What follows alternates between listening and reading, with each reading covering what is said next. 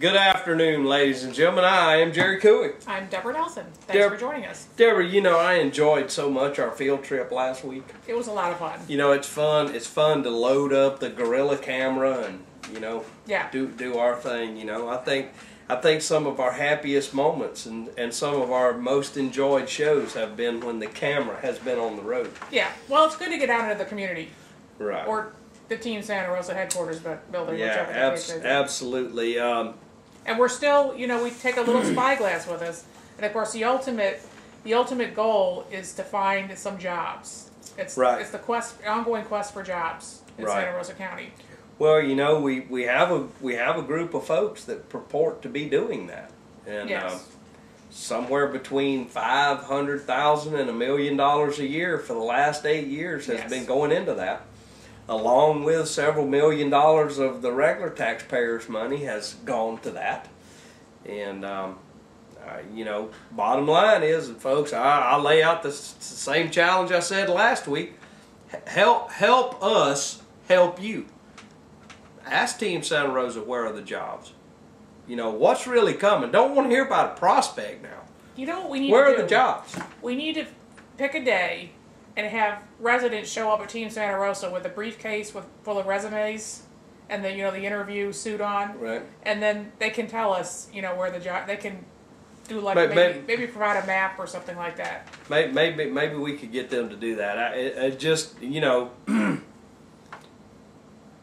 you put out X dollars. Right. You should have some criteria on whether you've been successful or not.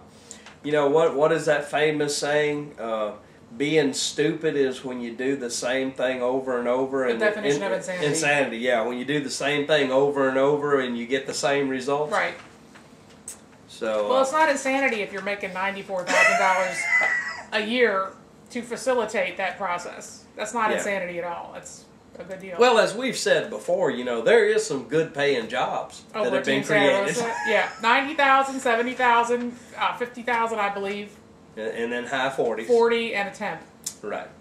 Yeah. The economic development has created some high paying jobs. It's a growing industry. Yeah, it's definitely a growing industry. Well, folks, it's been a while since well, actually it was only a couple weeks ago and I was really upset about something, but I'm going to read a story. This is from the Associated Press writer, Megan K. Scott. Got this off of Yahoo. I want to give Megan K. Scott full credit. New York City, folks. After hours of a contentious public comment, a New York City community board voted late Tuesday to support a plan to build a mosque and cultural center near Ground Zero. It's a seed of peace, board member Rod Townley said. We believe that this is a significant step in the Muslim community to counteract the hate and fanaticism in the minority of the community. The vote was 29-1 in favor of the plan with 10 abstentions. The move by the Manhattan Community Board won. While not necessary for the building's owners to move forward with the project, is seen as key to obtaining resident support. Some board members wanted to postpone a vote until the next meeting to gather more information about the project and the organization sponsoring it. The meeting was unruly, with project opponents jeering at speakers and yelling comments such as "You're building over a Christian cemetery," while holding signs that read "Show respect for 3,000," among other things. Many said they were not opposed to a mosque, just not one that's 2 blocks from Ground Zero. The families of the September 11th victims would be wounded by erecting a mega mosque so close to a place where their loved ones were massacred, said Viviana Hernandez, a chaplain.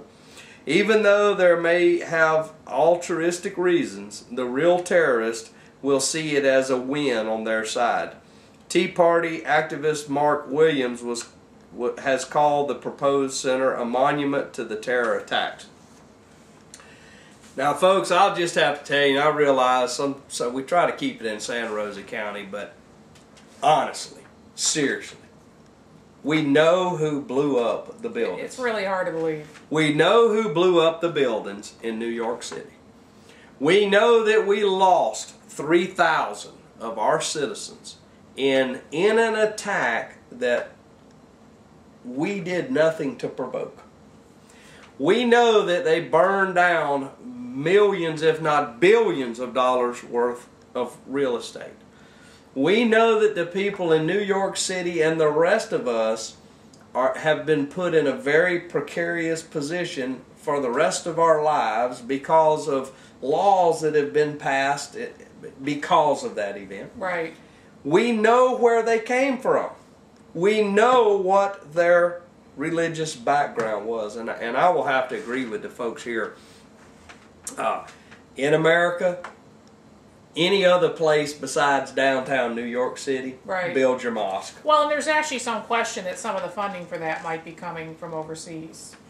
You know, as well. It just is another slap in the face of terrorists got away with this. You know, we've managed to gather up a few of them. Some of them have got their just reward. Some of them are still running through the system as we speak. But a horrible, horrible event for the citizens of the United States of America. And obviously, I hope that there'll be some new faces on this board in the near future. You know, one of the things that Deborah and I certainly noticed that a lot of times there's little boards that people don't pay much attention to, and sometimes it's too late before people get involved. Exactly. Such as the Maritime Park Board, right, for example. Just really, I think it's massively insensitive. Yeah. I think it Although, is. Like I said, that board didn't have approval authority. They didn't have to. The city allowed them to do it. But they went along with right. it. You know, just want to get along. Right. And look, I'm the kind of guy. Hey, I get along. I've had a lot of discussions about the prayer in school issue. And one thing that I say over and over, yeah, we can have prayer in school if you want to. But if the Wiccans want to pray one Friday night and the Muslims want to pray the next Friday night, if you're prepared for that to happen, then right, by all means. You know, but this to me is just absolutely spitting in the face of 3,000 folks that lost their lives. Yeah. There's children without mamas, there's children without daddies, there's grandparents, and there's a whole chain of loved ones there that their lives will never be the same.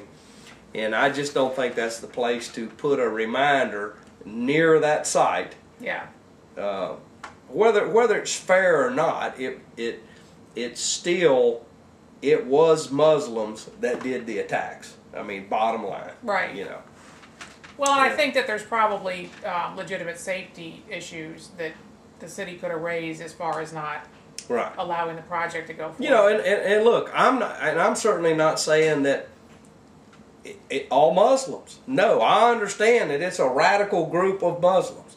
But what I'm saying is we should have a little sensitivity. You know, we Americans are constantly berated with the fact that we should show sensitivity to others. Right. I think this is a case where some sensitivity should be shown. Well, we need to be aware. I mean, to my knowledge, there is not one functioning democracy that's an Islamic-run democracy. Right. Turkey is non-religious. Their government is non-religious.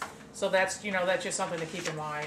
Right. Well, when you're making these kinds of decisions for everybody. I just think that is the wrong thing to do. I disagree with allowing that. I think it's just going to fester wounds for years and years to come. Yeah.